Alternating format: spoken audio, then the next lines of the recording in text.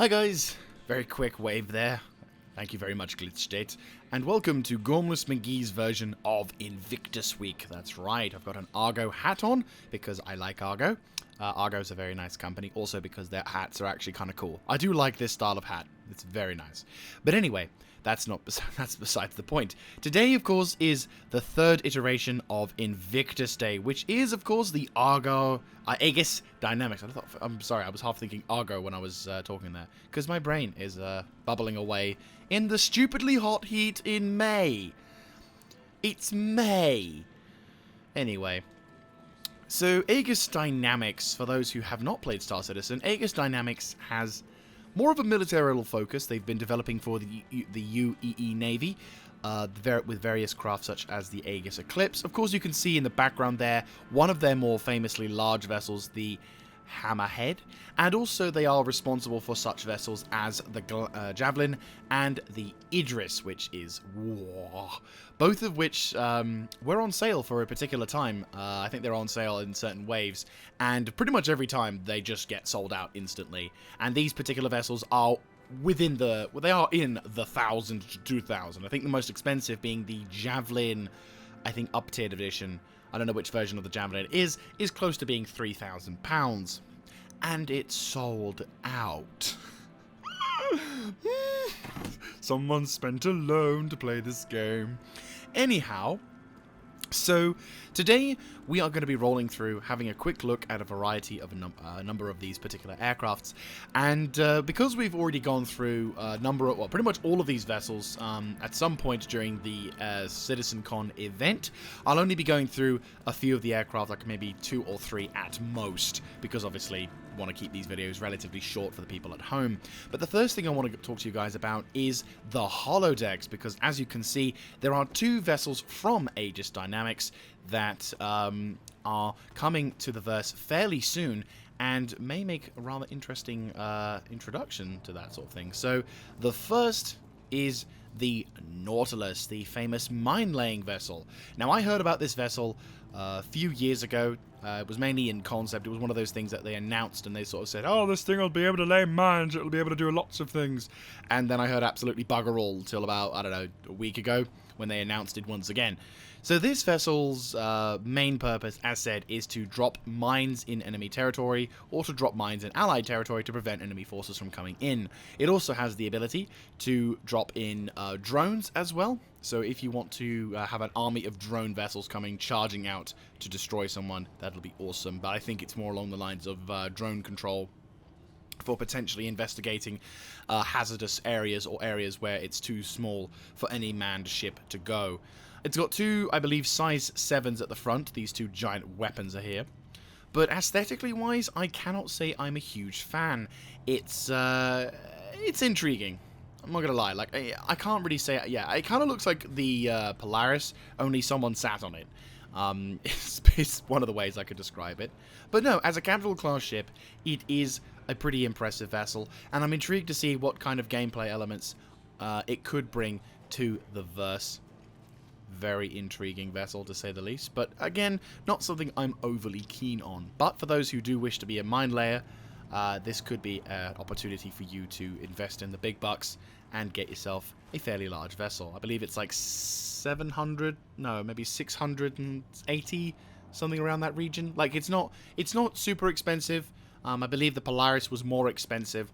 But yeah, for a starter corvette, not a bad start.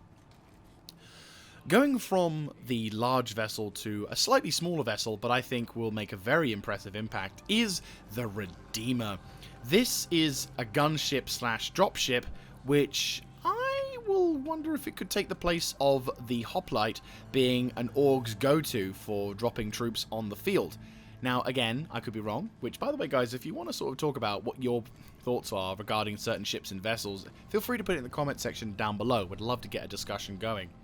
But as you can see, this particular vessel has quite a large array of weapons. You've got some size 3s, I believe, Gatling weapons at the front. Bearing in mind, these vessels are in a hollow field, so they're not obviously going to be representative of their actual size.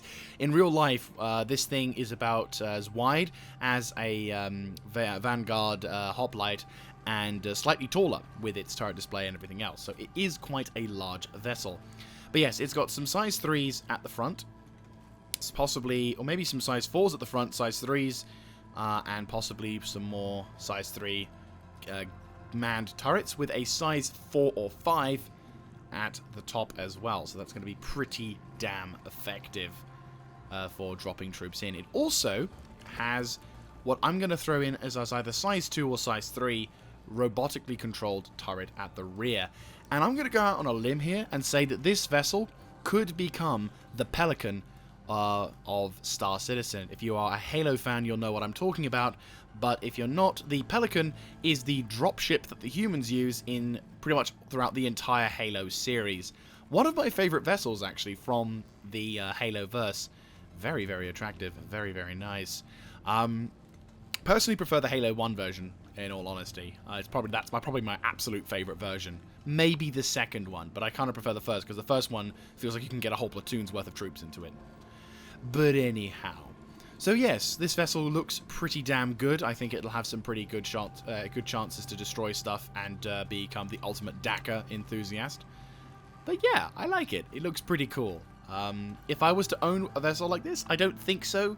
I don't really have much of a desire for transport ships, but it could be a good thing for someone who is intrigued to go for this. This thing is currently priced at £220, so not cheap, but at the same time, a pretty good vessel for someone who wants to drop their troops off and send a message to those who he is dropping their troops off against.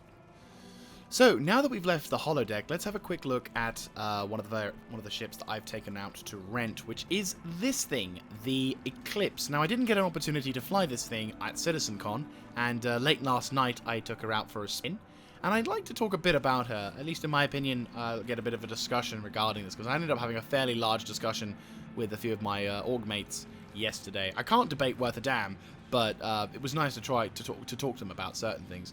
Now, the Eclipse, if you hadn't already guessed, is kind of based on a stealth principle, like the B-2 bomber. And this vessel's abilities is mainly focused on being that sneaky little bugger. So, for example, the engines are more focused on in the Eternals. You've got... Hang on, if I can just run my way over to the point. The engines are very subtle, they're very subdued, trying to cause as little of an IR signature as possible, so that way you can sneak up on your opponent as much as possible before delivering the payload. Now, you do get some size 2 or 3, I believe some size... I'm going to say size 2s. Some size 2 Gatling guns for self-defense. They are fixed, so they're not really designed to do anything. I think they're more of a design of, if all else fails, use them. But I think if you're using the Gatling guns to defend yourself, I think you may have done something very wrong, and your death may follow very quickly. But the real reason for this vessel being as it is because you can deliver a pretty substantial payload, which is, of course, these little gems. These are, of course, size 9 torpedoes. Basically, in my experience, the most powerful size torpedoes I've ever seen. I fired these once against an Anvil Valkyrie, and like a magician's puff or a ninja smoke, it disappeared in a puff of smoke with nothing left remaining. Clear sky. Hey! Someone's watched that, machinima. So anyway, I also like the name Clear Sky. It will indeed clear them skies. So this is the main strength of the Aegis Eclipse, is these 3 size 9 torpedoes, which do take a while to load, to lock, but once you've locked onto your target and fired, ba-boom, your target's gone. So, yes, very, very nice. Also, I will try and display the interiors, though be advised, all of the display models on the floor at the moment can't power up, and occasionally will have visual glitches within them. So your best bet when it comes to discovering what these vessels look like with the power on and everything working is in fact to rent them out, because unfortunately you won't really get an opportunity to look at them in any other form previously. But still, it looks pretty cool. You've got a decent view from the internals in first person, and you've got a nice little closed-knit, nice and cozy cockpit display. Your MFDs are also really close to you, a little bit spread out to the right side as well, but in combat they were close enough to me that it wasn't too much of a problem. So yes, this thing is pretty damn good, and it does come with an ejection seat, which unfortunately I had to use because I'm not that good at flying in this game. I can safely say the ejection seat system works in this game.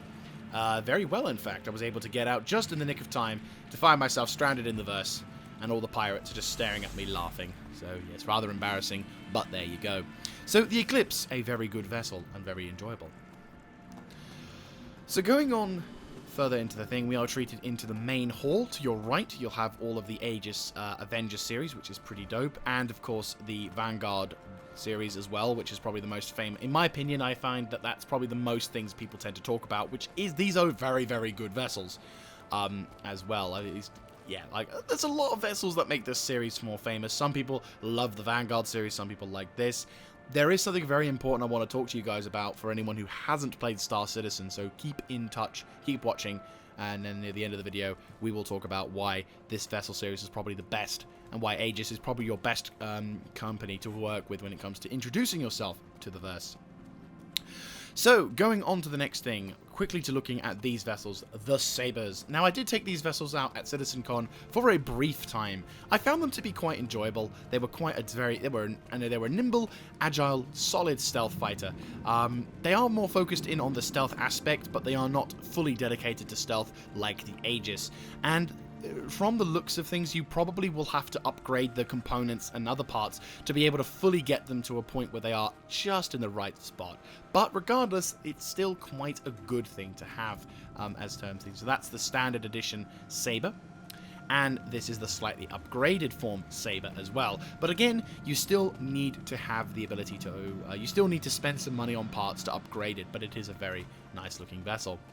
Going on to the other side on the right, this is the Retaliator, which at the moment, at the time of this recording, is selling what is known as the Retaliator Base, which is simply a version of the Retaliator that can become customized and modularized into multiple variants. The current variant at the moment that's in-game that you can get for a relatively cheap price is the Bomber variant, which houses 6 of the size 9 torpedoes that the Eclipse has. Now, in my personal opinion, I find the added extra payload of the Retaliator combined with the multi-crew aspect of this thing makes this vessel more of an option for me when it comes to utilizing size 9s, because the pilot, well, admittedly in comparison, it's not a single versus aircraft, and you will need other members of the crew to, to jump in on the guns to defend you whilst you're making this relatively... Oh, why can I not move? I cannot move, and I'm apparently blocked into it. GG. You will need a crew to help you out with manning the turrets and everything if you're going to be going into the hot zone, but I personally feel that having double the payload of the Eclipse, and also it being about half the price of an Eclipse, because the Eclipse is like £288, whereas the Retaliator base form is about 150. So it's very, very good, and I think if you do get the Retaliator base form, you get this as a loaner. So it's an opportunity for you to learn how the Retaliator feels without having to worry too much. You do get some pretty dope anti-nasty fighters attacking you, or what I would like to term as the fuck-off turret system. Because telling people to fuck off is way more satisfying when you can tell them to fuck off with giant bullets. But yes, this vessel is pretty dope, and definitely... I prefer this over the Eclipse, but again, would love to hear your comments in the section below. Now, of course, we all know what this is. This is the Hammerhead, one of the first Corvette-style... Well, I say Corvettes. It's more of a gunboat than anything. But it's got probably the best turret system in the game thus far. When you get into the turrets, these things get extended outwards, and you have a great field of view in the sector that you're covering. And it is an incredibly good display. Like, these things are incredible, absolutely incredible. And if you do get one of these vessels, you'll be in for a treat. Though you will need friends to jump in with those things with you. But I'm certain that if you say, hey, do you want to blow something up from a Hammerhead, I very much doubt you're going to get anyone saying, no, actually, I don't want to do that. So, we continue to our last half of our exploration in the Aegis line, and we start talking a bit in depth about the Vanguard series, because the Vanguard series, for anyone who enjoys sort of a heavier fighter with a bit more of a thing, with a bit more potential for freedoms, will probably find themselves drifting their way towards the Vanguard series. There are currently 4 models of Vanguards at the moment. You've got the Vanguard Hoplite, or I like to call the Hoplite. Could be wrong in how that pronunciation, but my brain always wants to say Hoplite due to the amount of times I've played Rome 2. So the Vanguard Hoplite is a troop transport variant of the ship, so it can house up to 6 people inside, which is not too bad. Not great, but not too bad. It's got a wider foot area, so you could probably find more people to get into this vessel, whatever. There's a weapons rack, which at the moment doesn't work, but once you do get it to work, ba-boom, there you go. Nice self-defense turret. It's not a bad vessel, fairly good, but again, it's not. It's more of a transportation thing rather than anything else, so it's not as perfect. There, of course, is this Vanguard Sentinel, which is kind of the weakest at the moment, though its main strength is currently not really developed in-game, which is, of course, the electronic warfare. So the electronic warfare side of this thing is going to have the ability to, crackle down on enemy engineering systems, though I'm not going to lie, it does have the best internal view of the thing at the moment. There's like a nice, that's supposed to be a display screen or whatever. There's supposed to be some stuff here. And it looks pretty damn dope, I'm not going to lie. Looks really awesome. And as obviously all of the versions have their own little missile accompaniments, which is very pleasant.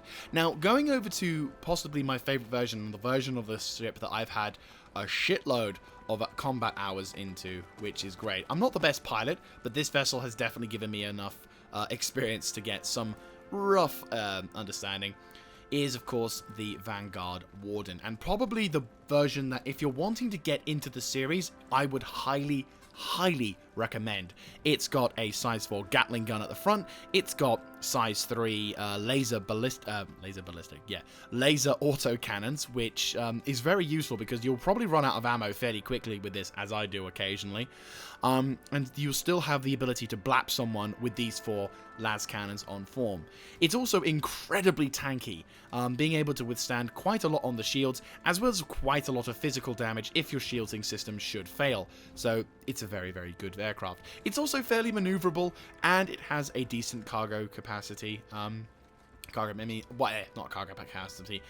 Player capacity as well, if you're transporting a few friends about. It's got 2 beds to work with, and it's got a nice turret system on the top as well. So it has quite a lot of versatility in its role. It's also got some missiles on form, and yeah, it's been my major breadwinner for a long time. Only recently, though, I have actually upgraded that vessel to something else, which I'll probably go into in another video.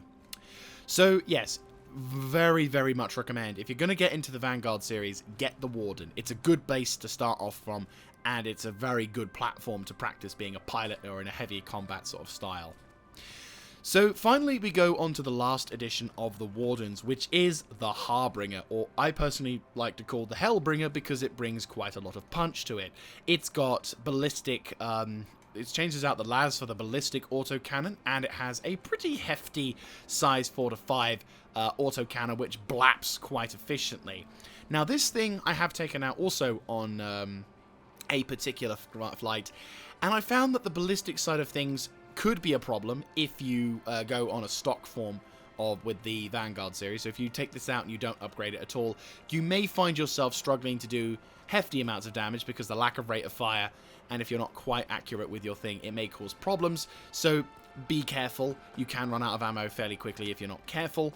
But the real reason why this thing, apart from its missile accompaniment as well, which does do quite a fair amount of damage, is called the Hellbringer, is because, well, it does have size 5 torpedoes. I get a decent number of them. With just the Aegis with love on the side. I do like that. It's quite a hilarious thing. But yes, you have size 5 torpedoes taking the place of the engineering station. In fact, you can... Wait, what? Close the door? Oh, yes, you can close the door. That's very cool. But yeah, you can, so that's the Hellbringer's main strength of it. Also, the toilet is moved onto the opposite side, which is cool. Has a bit more of a military focus. And yeah, it's a very, very nice aircraft to fly. Personally speaking, though, I have found of aircraft that kind of does what the Hellbringer does, but is more maneuverable, and it feels more fun to fly. But again, that's my own personal opinion. If you want a more heavy-hitting version of the Vanguard series, this is a limited time offer though. So if you ever get the opportunity, because probably by the time this video comes out, it'll be out of sale, but if it's still on sale, then definitely get the opportunity to get this ship. If you want this ship and you want a harder hitting ship, then I recommend this still regardless. But if you want to just get into the Vanguard series, this is probably your best bet. It's got the best variety, it's fairly maneuverable, it's got a great engine speed, and its range is pretty damn awesome, being at 2,500 quantum fuel points versus other vessels which may be slightly less. So here we are on the last leg of our journey. The Aegis Gladius is the first thing we're looking at, and it's a very good ship. I wanted to say variant, because this is the Gladius Valiant variant, because that's so easy to say 5 times fast. I dare you to do it. And we get to witness this pretty good ship. Now, if you haven't played Star Citizen, this is the ship that was previewed at the CitizenCon, like, I think it was a Gamescom or CitizenCon, which was showcasing Squadron 42, where they had that sort of demo sequence where you were flying alongside Mark Hamill and some other various pilots, and you were basically flying out of an Idris. This was the ship that they used inside that demo. Now you can get the Gladius normally, but this is the more up-tiered, more the more components are all pre-installed with some bigger Dakkas on the side, which is pretty cool. So there you go. It's not a bad ship. I had it in my hangar for a while, but I found that it wasn't really my type of ship, which is a bit of a shame.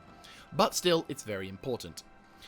So going on to the last few ships in our group, we will be talking fairly briefly about these two vessels, but this is the Aegis Avenger series. A number of these ships have a number of uses. The Stalker series is the Bounty Hunting Edition, which replaces the cargo bay with bounty hunting options. So you can have all these pods with the people who you've basically captured and will be being transported to places like Aberdeen to turn into a prison cell.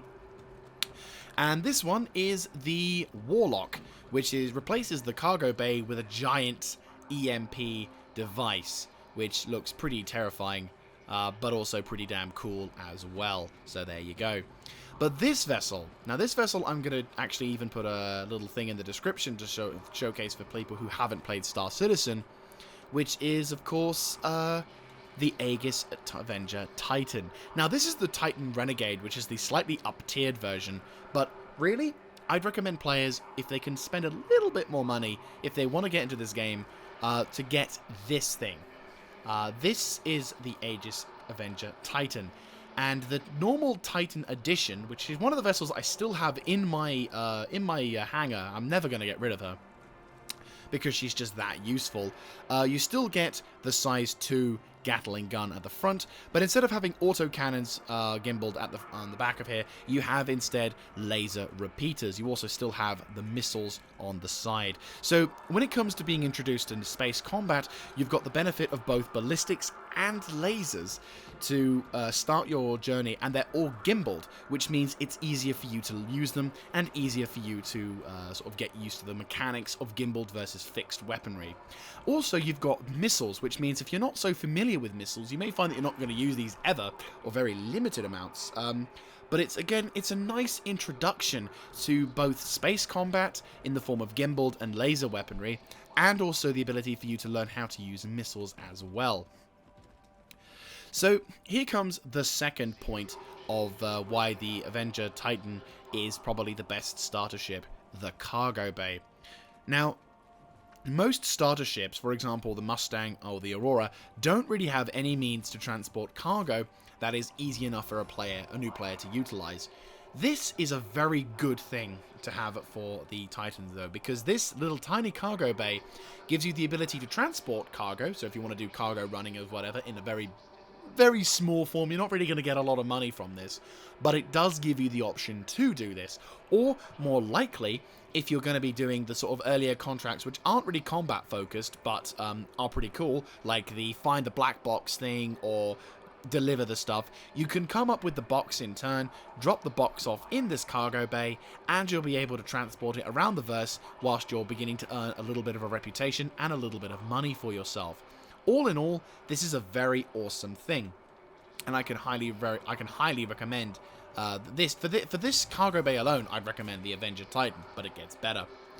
So going into the midsection of the ship, you'll find you have a bed, which for those who don't play Star Citizen, a bed allows you to log off in anywhere in the verse. If you sit and lay down on the bed, but if I do that in this thing, yeah, I won't get the option, so it's pointless showing you.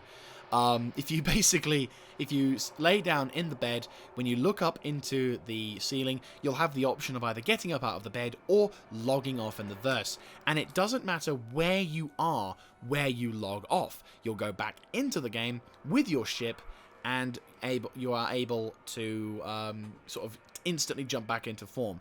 It does work in this game. It does actually work. It's a feature that does work already. But it's not, as I said, it's not a fully flushed out system. Once the persistence gets into full form and other sort of server meshing abilities come into it, it's more or less a guarantee. But at the moment, it's a nice little thing. Anyway, here we go to the next few things as to why this ship is incredibly good for a new pilot. So, the first thing I'd like to say is the view you get from your vessel looking upwards. You get an incredible field of view which is unobstructed by any kind of materials or any kind of heads-up display or anything. It is extremely, extremely lovely, and it's a great thing for you to look around the verse when you're trying to explore this game for the first time, and it is a very good experience for that. Another good thing when it comes to it is your MFDs are fairly easy to look to. If I press and hold the F button and use the movement keys, I can navigate around these MFDs fairly quickly. If that's a thing you've not noticed before, you're welcome. So this particular MFD display also does something which I'm going to try and coin in a phrase, which is the one look rule, which I'm going to kind of make that a thing, the one look rule. And what that basically means is that some ships have a MFD display which sometimes they're spread out, which requires you to look around. I'm probably going to try and retry the phrase or whatever. If you guys have any better phrases to work on, then by all means feel free to share them. But basically, some ships in Star Citizen have an MFD display which requires you to look kind of far to the left, or look up, or look around, or whatever, which basically forces you to look around for them before being able to get the information that you want. Whereas with this one, the MFD displays are all around this little thing, and you have all the information that you could possibly want within a certain amount of reason. I was also thinking the 15 degrees rule, which basically means anything, you have all the information you have, maybe 20 degrees, I don't know, which basically you have all the information that you have, that you need to see within 15 degrees of your vision, which works very, very nicely for anyone who's still getting used to the game's mechanics.